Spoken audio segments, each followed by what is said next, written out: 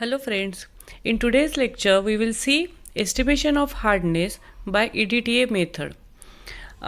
As we had seen in last lecture that what is hardness, so why it is necessary to estimate the hardness. Estimation of hardness by EDTA method is one of the easiest and accurate method to detect the hardness, so that by using this method we can accurately detect the hardness of water.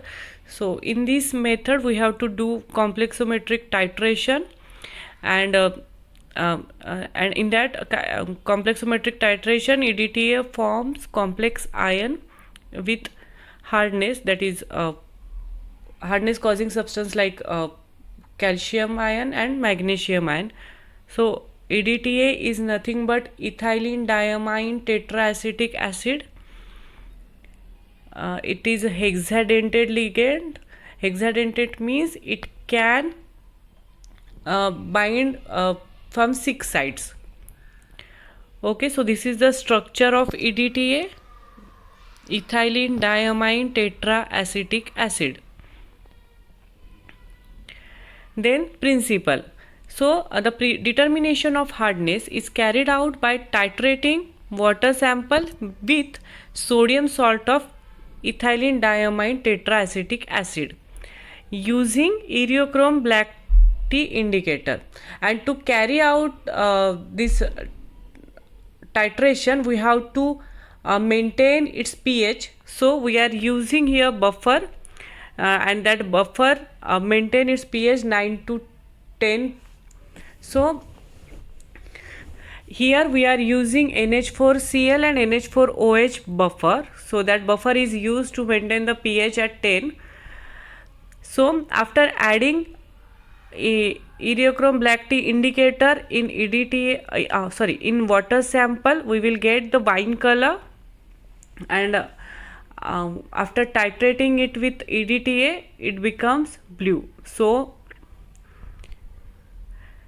these are the reactions that been carried out in the titration. So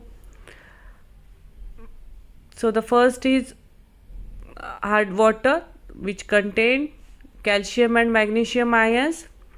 We have to add EBT indicator, and after adding EBT indicator and buffer solution, that EBT forms unstable complex with calcium and magnesium ions, and that unstable complex having a wine red color. After titrating that unstable complex with EDTA, we will get stable complex calcium EDTA and magnesium EDTA. That stable complex does not have any color, so it is colorless, and we observed endpoint blue because of the EBT. So free EBT having a blue color. So this is the principle of estimation of hardness of water by EDTA. So this is the structure of EDTA in the form of its sodium salt. This is one of the structure in which calcium or magnesium forms complex with the EDTA.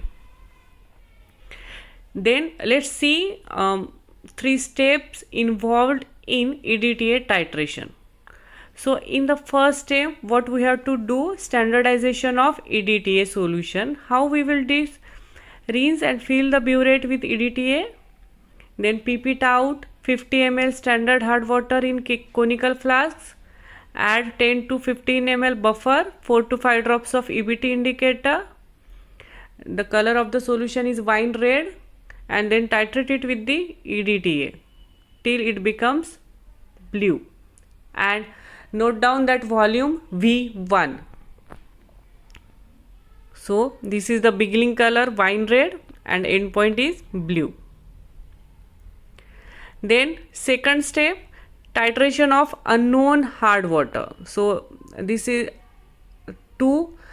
this step is to determine total hardness. So we have to titrate in similar ways so that take 50 ml of hard water, mixed it with 15 ml of buffer solution, 4 to 5 drops of EBT, and titrate it with the EDTA, and you will observe volume, and that volume is V2.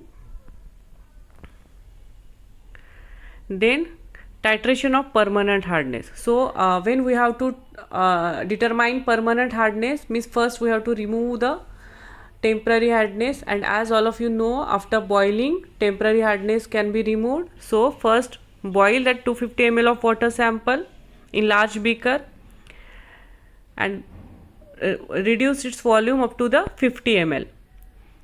After that, collect the filtrate and washings in 250 ml measuring flask and make up the volume up to the 250 ml with distilled water.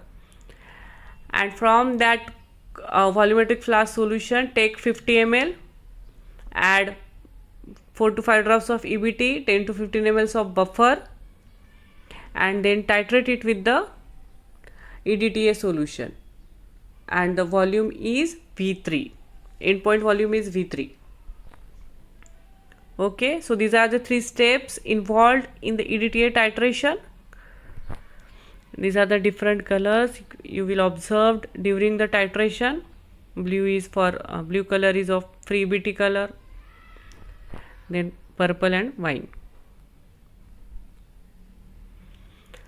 So how we can calculate temporary, permanent and total hardness using this method. So when we titrate 50 ml of hard water, we will get the volume V1.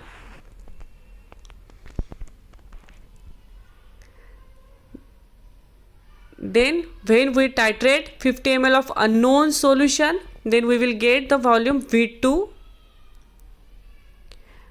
and 50 ml of water after boiling requires V3 ml of 0.01 ml EDTA, 0.01 molar EDTA solution.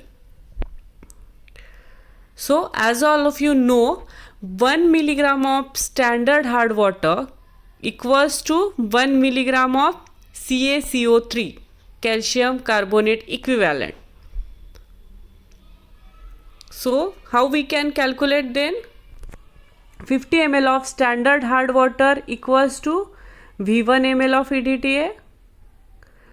So as I earlier said that 1 ml of standard hard water equals to 1 milligram of CaCO3. Therefore 50 into 1 milligram of CaCO3 equals to V1 ml of EDTA. Therefore 1 ml of EDTA equals to 50 by V1 milligram of CaCO3. And now 50 ml of unknown hard water sample equals to V2 ml of EDTA.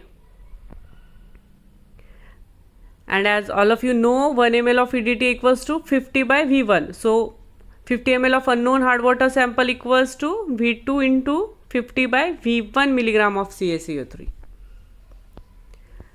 So this is for 50. Now for 1 liter of unknown hard water equals to multiply it by 100,000 into V2 by V1 milligram of CaCO3. So therefore total hardness of water is 1000 into V2 by V1, and its answer is in ppm. Similarly, now calculate for permanent hardness.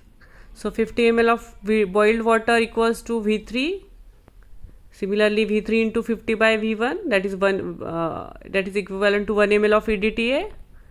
So therefore 1000 ml of boiled water equals to 1000 into V3 by V1 milligram of CaCO3 equivalent. So this is permanent hardness. And then last, temporary hardness. So temporary hardness equals to total hardness minus permanent hardness. Okay, so the idea get cleared more when we will see some numericals, actual numericals based on this estimation. So in the next video we will see the numericals based on the estimation of hardness.